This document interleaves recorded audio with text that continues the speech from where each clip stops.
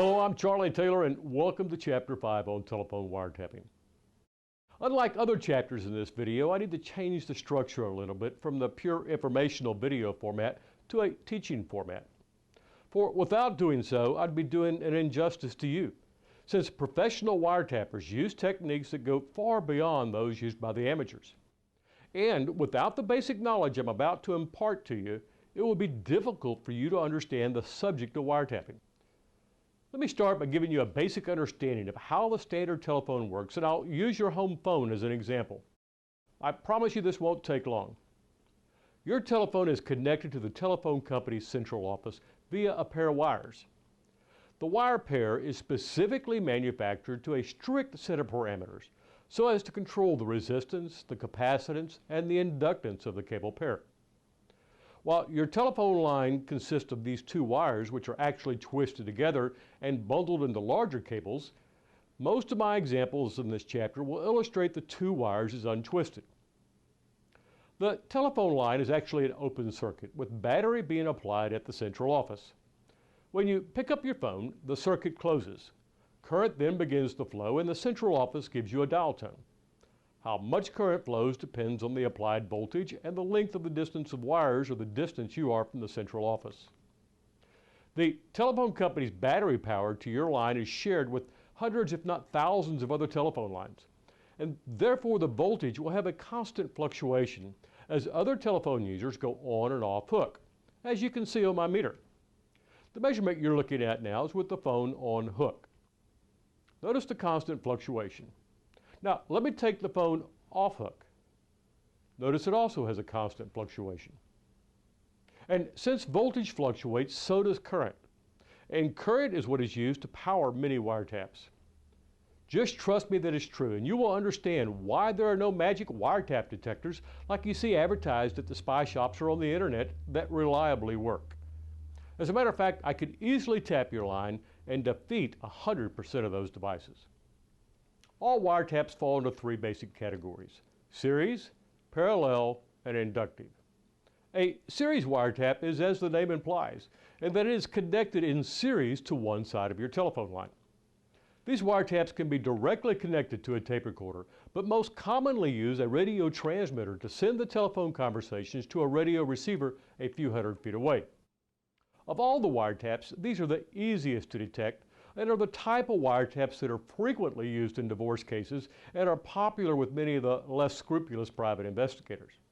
However, most of them will install them inside the telephone network box, which is attached to the side of your home.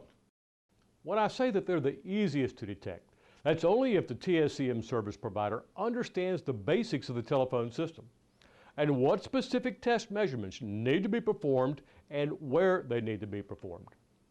If you ever hire a TSCM service provider and he comes to your house and checks your lines without checking several other neighbors' lines, then you've probably wasted your money by having a very unknowledgeable TSCM technician.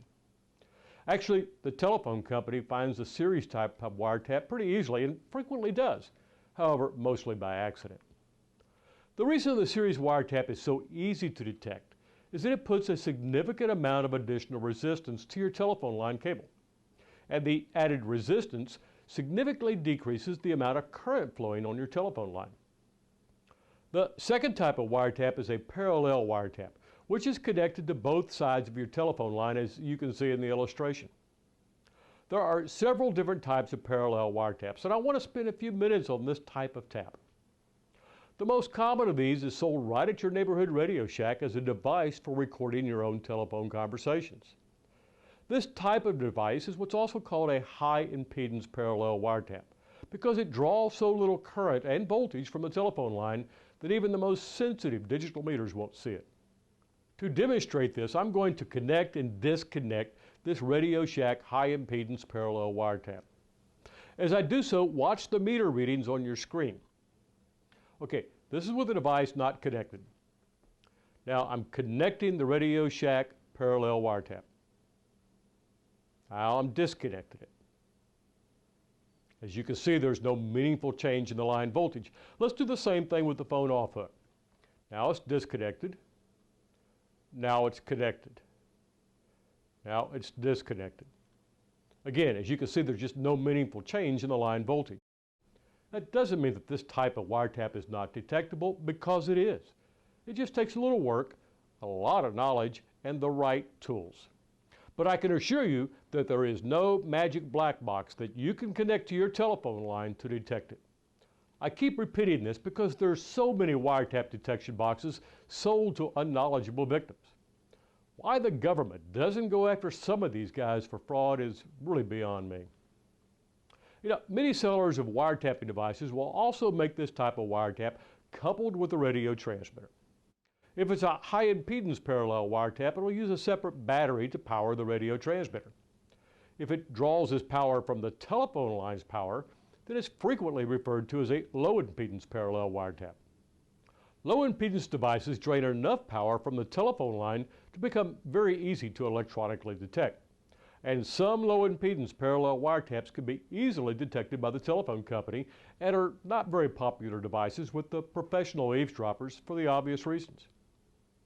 Another spin on the high impedance parallel wiretap is when a device referred to as a slave is used. The slave unit is connected to the telephone wiretap and then to a separate independent telephone line, which allows the wiretapper to literally dial up the telephone tap from a remote location. Again, there's just so many variations of this type of wiretap, and I only want you to understand the basics for right now. By the way, this type of wiretap is frequently used by law enforcement. When the government presents a court-ordered wiretap to the telephone company, they'll typically show the law enforcement officials where to attach the wiretap and provide a working telephone line for the slave unit. Typically, the phone company will not make the actual wiretap connections for them. Slave type of wiretaps are extremely easy to make and are ideal for long-term eavesdropping operations. However, they present a great deal of risk for the professional wiretapper because if the device is ever accidentally found, it becomes relatively easy for the phone company to trace the history of the external independent line. I know that if I were a bad guy, it would be the last type of tap I would use because of the risk of being caught. In my opinion, there's just too many other ways to tap lines that virtually eliminate the risk of detection by the phone company or by most TSCM experts. Let me turn your attention away from wiretaps for a second to better explain why many wiretaps are so difficult to find.